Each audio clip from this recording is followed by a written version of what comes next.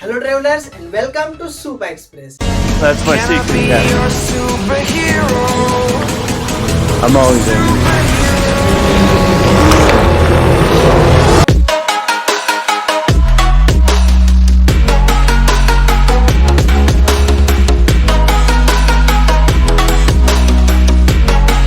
Can I be your superhero? Superhero. Superhero.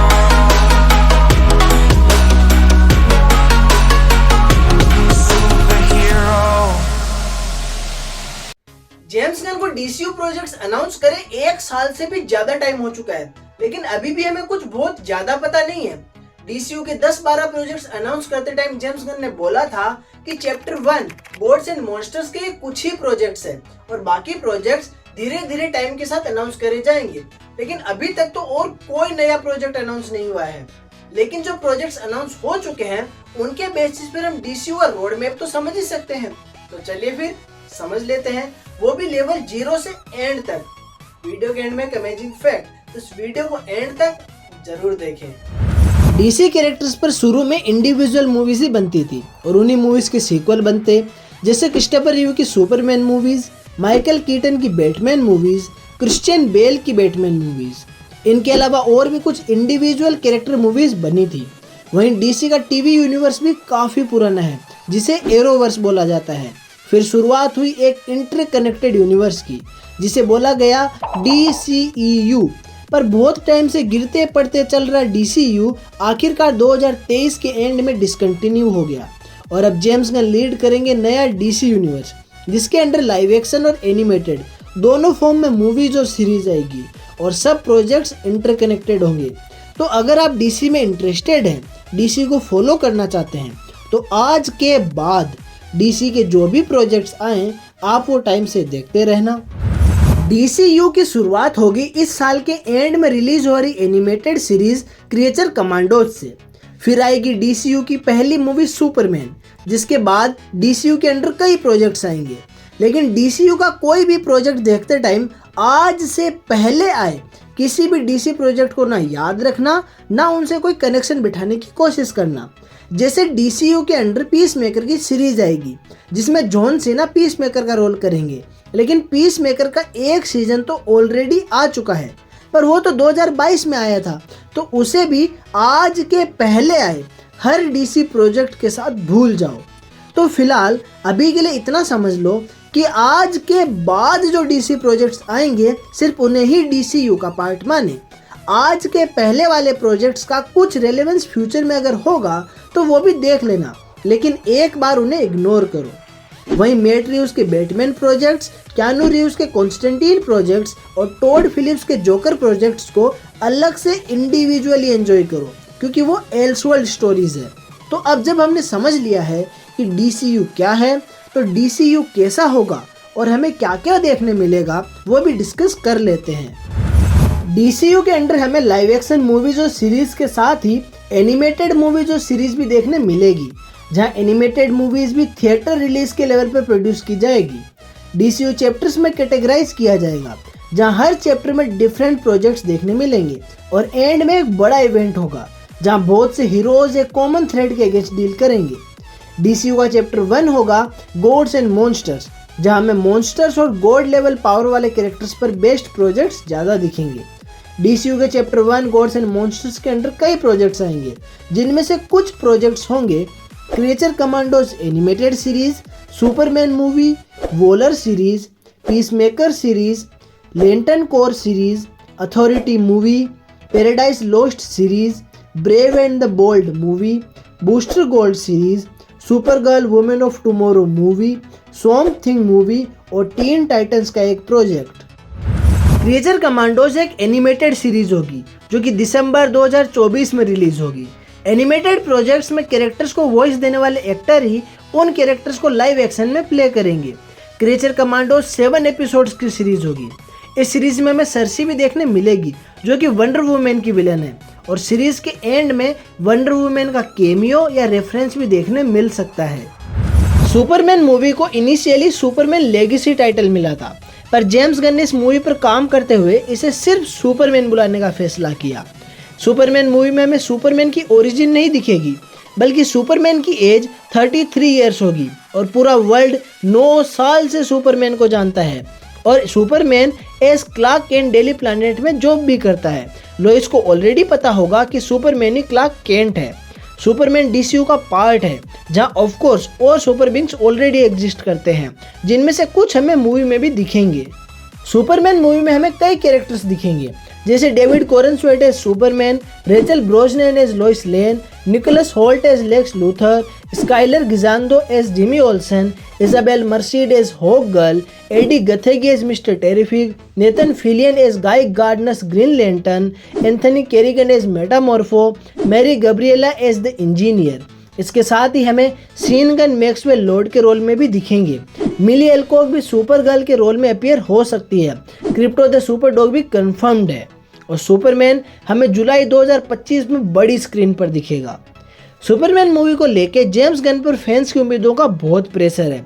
हालांकि James Gunn चाहे कुछ भी बना ले, सबको तो खुश नहीं कर सकते, पर रियल सुपरमैन फैंस को बस कॉमिक एक्यूरेसी को टच करने वाला, होप का सिंबल और स्वीट सा सुपरमैन चाहिए।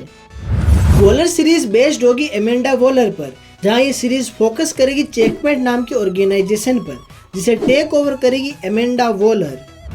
पीसमेकर सीरीज सेट होगी डीसीयू में, जिसके कुछ एपिसोड्स जेम्स गन डायरेक्ट करेंगे और स्टोरी भी जेम्स गन ही लिखेंगे।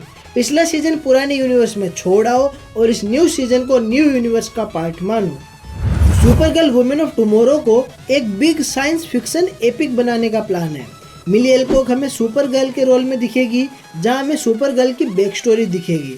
साथ ही जेसन मोमोआ लोबो के रोल में दिखेंगे और ये मूवी एक हिट साबित होगी अगर सोर्स मटेरियल को सही से अडेप्ट किया गया।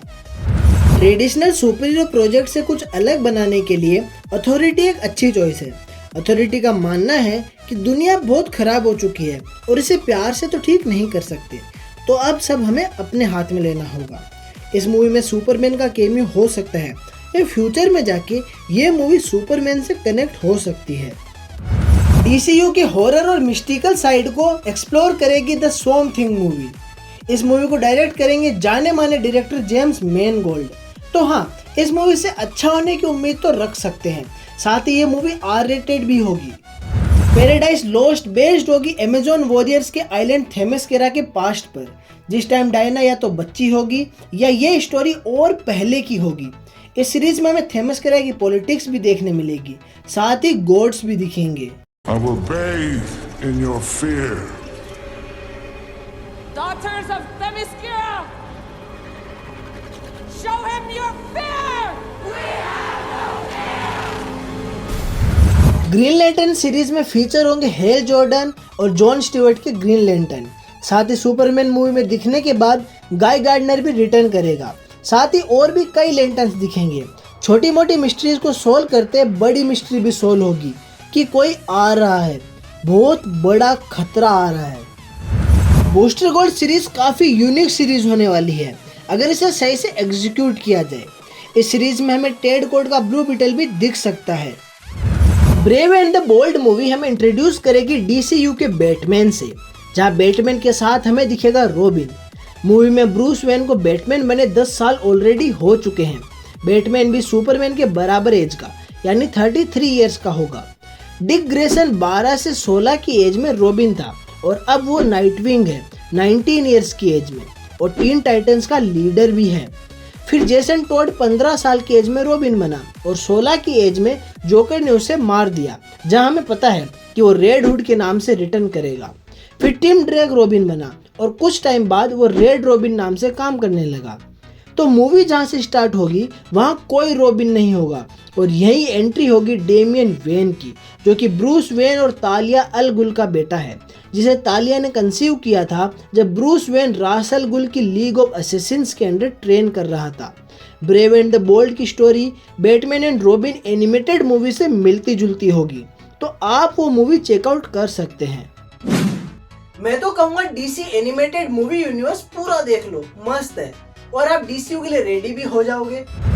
ये तो थे वो प्रोजेक्ट्स जो कि ऑफिशियली अनाउंस किए गए हैं, लेकिन जेम्स गन ने बोला था और हम भी जानते हैं कि चैप्टर 1 गॉड्स एंड मॉन्स्टर्स के अंडर और भी प्रोजेक्ट्स आएंगे, जिनमें से कुछ प्रोजेक्ट्स हो सकते हैं wonder women movie, flash series या मूवी, ग्रीन एरो सीरीज या मूवी जिसमें ब्लैक कैनरी भी हो, और Superman, Batman, green lantern, wonder women, flash, green arrow और ब्लैक कैनरी ही DCU की जस्टिस लीग के मेंबर्स होंगे, जहां उनकी मूवी का टाइटल होगा जस्टिस लीग ऑफ अमेरिका।